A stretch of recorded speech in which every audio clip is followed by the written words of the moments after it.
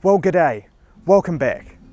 It's great to be out here this afternoon. We've had about a week of rain, pretty much non-stop. So when I saw there was a little gap in the forecast, I thought I'd just get out for some photography. I'm here looking for kingfishers this afternoon, and it's a really good spot to find them. I think that this is probably the best tip I've ever got for my nature and wildlife photography, and that's just to get out and take photos. You can get amazing results with whatever gear you've got. Cheap gear, secondhand or old gear, I mean heck, even on a mobile phone. But it's impossible to get photos if your camera is sitting at home with the lens cap on. If you are in the market for new camera gear though, and if you're anything like me, you'll quite quickly find yourself overwhelmed by the huge selection of different lenses and camera bodies and different manufacturers that are out there. Now, I've made more than my fair share of mistakes when it comes to buying camera gear in the last couple of years. So I thought I'd take this video as a chance to walk through some of those mistakes and also my thought pattern when it comes to picking a camera system and why I settled on the Sony gear for my own photography.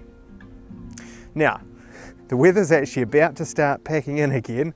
We've got some rain on the way, I think, and the wind's starting to pick up. So I'm gonna see if I can find some of these little guys out here first, and then we'll head back to the studio for the rest.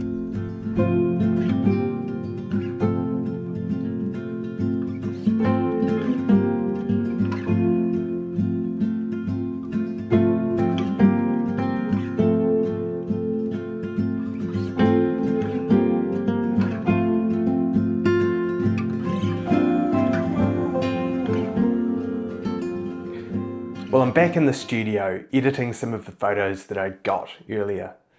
For me, the joy in photography is just getting out there in whatever conditions are there on the day and whatever birds show up, and just enjoying the process of photography. The topic of gear is a bit of a tricky one. Now, on the one hand, you do need some camera gear in order to be able to go out and enjoy this hobby, but gear alone does not make you a great photographer. That said, having the right gear can make the process a little bit less frustrating and therefore more enjoyable.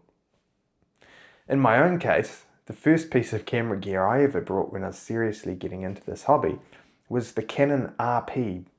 And that was a camera that I brought pretty much only because it was a full frame sensor. And I thought that having that full frame camera would just magically make me a better photographer. Of course, it didn't.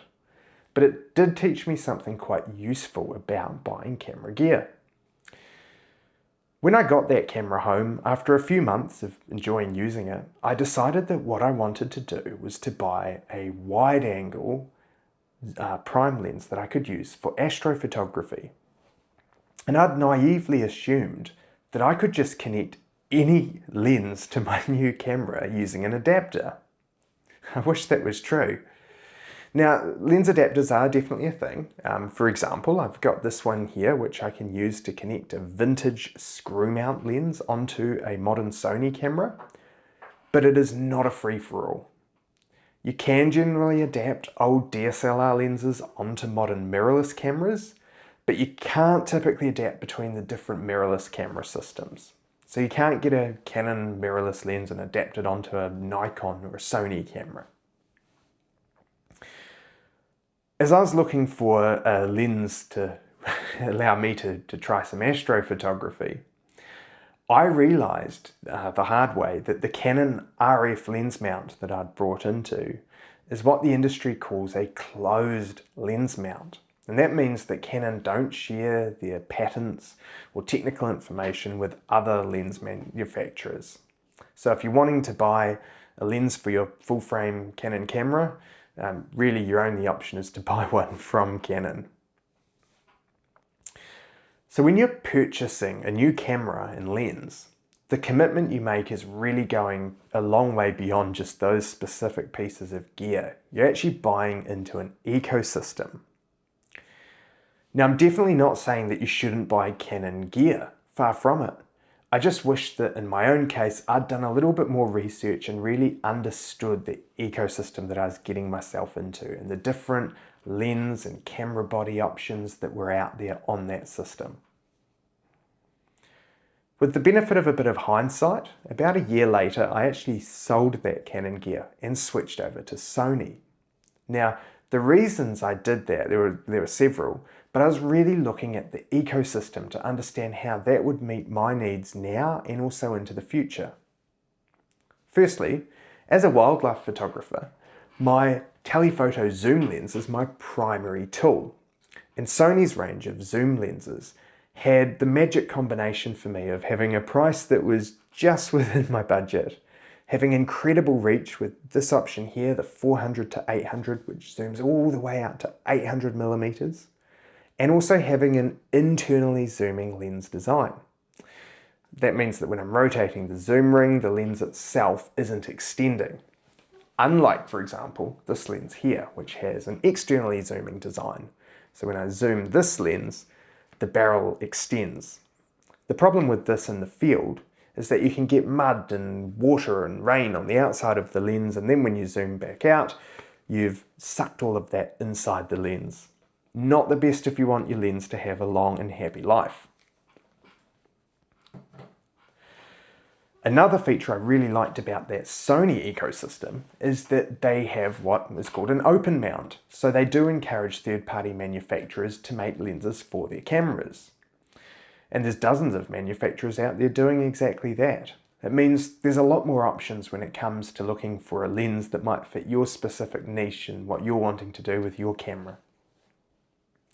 There's also some features on the bodies that I considered. Now, things like megapixels and burst rate speed, typically I don't pay too much attention to these. The different manufacturers are constantly leapfrogging each other, each generation on those specs. But if you look across the different generations, you will find there's some features that some manufacturers offer and some just don't. For example, being able to keep on shooting in burst mode when your camera's internal buffer memory is full, albeit at a slower speed, is a feature that Sony offers and some other systems just don't.